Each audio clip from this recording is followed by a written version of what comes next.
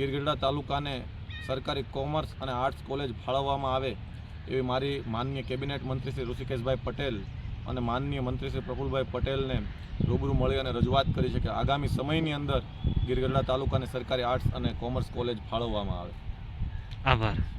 ગીરગઢડા તાલુકા ભાજપ પ્રમુખ ધર્મેશભાઈ રાખોલિયા દ્વારા વિદ્યાર્થીઓની ચિંતા વ્યક્ત કરતા ગુજરાત સરકારના શિક્ષણ મંત્રી શ્રી ઋષિકેશભાઈ પટેલને ગીરગઢડા તાલુકાને સરકારી આર્ટ્સ અને કોમર્સ કોલેજ મંજૂર કરવા બાબતે લેખિતમાં રજૂઆત કરવામાં આવી. આજે હું ગાંધીનગરના પ્રવાસે હતો. ગાંધીનગર અમારા ભારતીય જનતા પાર્ટીના પ્રદેશ અધ્યક્ષનો પદગ્રહણ સમારોહ હોય.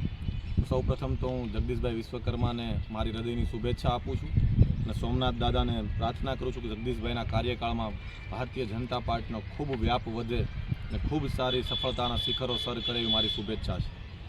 આજે હું ગાંધીનગરના પ્રવાસે હતો અને ગીરગઢડા વિદ્યાર્થીઓના હિતમાં મને ઘણા સમયથી એક વિચાર આવતો હતો કે ગીરગઢડામાં કોઈ સરકારી કોલેજ નથી, તો વિદ્યાર્થીઓના હિતને લઈ હાલ અમારા તાલુકાની અંદર કોલેજ ના હોય તો વિદ્યાર્થીઓને કોલેજના અભ્યાસ અર્થે ઘણા દૂર મોટા શહેરોની અંદર અથવા કોઈ અન્ય શહેરોની અંદર જવું પડતું હતું, જે ખર્ચાળ પણ હતું અને તેમના માતા પિતાઓ અને વાલીઓને થોડી ચિંતા પણ રહેતી હતી.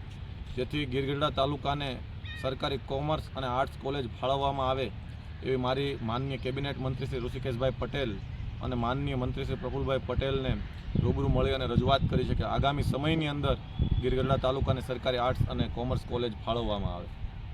આભાર.